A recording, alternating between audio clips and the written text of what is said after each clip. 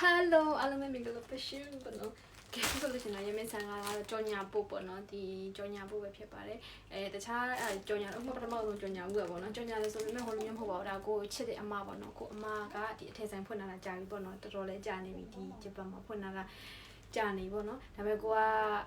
အခုမှဒီတိုဂျိုဘက်ကိုလာလဲနေနဲ့ရောက်တော့ဥဆောင်လေးတွေအကုန်လုံးသဘောကျလို့ဒီဂျပန်ရောက်နေတဲ့ဒီဂျိုးပေါ့နော်မလေးညီမတွေပေါ့နော်မြောင်ဥဆောင်လေးတွေပေါ့နော်ဈေးတဲ့နည်းနည်းပုံမှန်အတင်းတင်းပေါ့နော်quality ကောင်းကောင်းလေးနဲ့လိုချင်နေဆိုလို့ရှိရင်ဒီ messenger ဒီတော်ရဲ့ရှက်ပေါက်မှာလာပြောပြပါလို့ပြောချင်ပါတယ်ဒါပေမဲ့ဟိုအစုံပြသွားပေးမှာပေါ့နော်ဝတ်စုံလေးတွေဝတ်ပြသွားပေးပါမယ်အကုန်ဒါလေးဆိုလည်းအရင်လှတယ်သူဆိုလို့ရှိရင်ဒါဆိုလို့ရှိရင်ရင်ခံပါပြီးသားပေါ့နော်ထဲထဲအတွင်းနေမှာနောက်ထပ်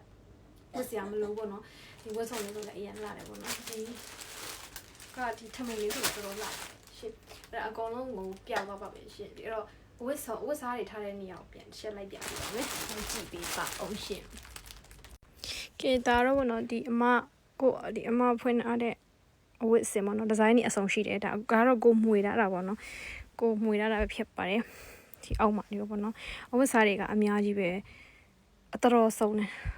တော်လေးကိုဆုံးပါတယ်ဒီပဝါတွေဆိုလို့ရှိရင်လေကိုကိုယ်တိုင် handmade ပေါ့နော် handmade လုပ်ထားတာပါကိုကိုယ်တိုင်အရင်ချစ်ဖို့ကောင်းတယ်သူ့ဟိုကဒီဘက်မှာဆိုရင်ဝတ်စုံရှမ်းဝတ်စုံတွေပေါ့နော်ကိုဝတ်ပြထားတယ်ကိုဝတ်ပြတဲ့ရှမ်းဝတ်စုံဒီဇိုင်းတွေရောအစုံရှိတယ်ဒီဘက်မှာဒါအယုံမ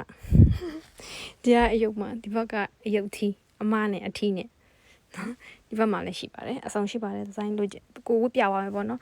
တော်တော်လှတဲ့ဟာဒါပြောယောက်ျားလေးဝတ်တွေလည်းရှိတယ်ပေါ့နော်ယောက်ျားလေးဟာမျိုးတွေပစိုးတွေရောအစုံရှိပါတယ်ရှင့်ဒါတော့သူအဝတ်ဆိုင်ကြီးဒီပေါ့နော်ဒီဖွင့်လာတဲ့အတီးတံအထက်ကအခန်းပေါ့နော်အများကြီးပဲ